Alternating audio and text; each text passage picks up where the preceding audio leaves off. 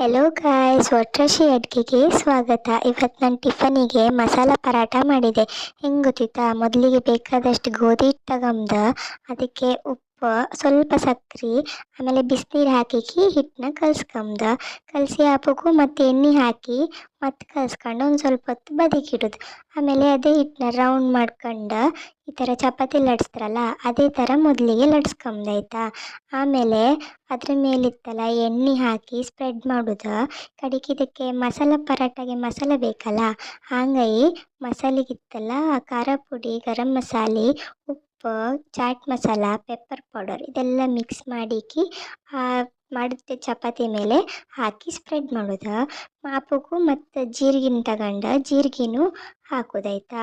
ಕಡೆಗೆ ಮಾಡಿಟ್ಟು ಚಪಾತಿ ಇತ್ತಲ್ಲ ಅದಕ್ಕೆ ಮಧ್ಯೆ ಸ್ವಲ್ಪ ಕಟ್ ಮಾಡಿ ಟ್ರಯಾಂಗಲ್ ಶೇಪಲ್ಲಿ ಫೋಲ್ಡ್ ಮಾಡ್ಕೊಂಡು ಮತ್ತು ಇನ್ನೊಂದು ಸ್ವಲ್ಪ ಲಟ್ಸಿ ಹಾಕ್ಬೇಕು. ಸ್ಟವ್ ಮೇಲೆ ಕವಲಿ ಇಟ್ಟು ಅದ್ರ ಮೇಲೆ ಸ್ವಲ್ಪ ಎಣ್ಣೆ ಹಾಕಿ ಬಿಸಿ ಮಾಡ್ಕೊಂಡು ಈ ಮಾಡಿಟ್ಟಿದ್ದ ಪರಾಟ ಇತ್ತಲ್ಲ ಇದನ್ನು ಕಾಸ್ಕೊಂಬಷ್ಟೇ ಎಣ್ಣೆ ಹಾಕಿ. ನಾರ್ಮಲ್ ಚಪಾತಿ ಬದಲು ಈ ಥರ ಒಂದ್ಸಲ ಟ್ರೈ ಮಾಡಿ ಆಯಿತಾ. ಇದಕ್ಕೆ ನಂಚ್ಕೊಂಬ್ಕಿಂತ ಮಾಡಲಿಲ್ಲ, ಟೊಮೆಟೊ ಕೆಚಪ್ ಹಾಕಿ ತಿಂದೆ, ಒಳ್ಳೆ ಆಯ್ತಾರು. ಈ ವಿಡಿಯೋ ನಿಮಗೆ ಇಷ್ಟ ಆದರೆ ಪ್ಲೀಸ್ ಲೈಕ್ ಮಾಡಿ, ಫಾಲೋ ಮಾಡಿ, ಸಪೋರ್ಟ್ ಮಾಡಿ ಒಟ್ರಾಶಿ ಅಡುಗೆಗೆ. Thank you so much.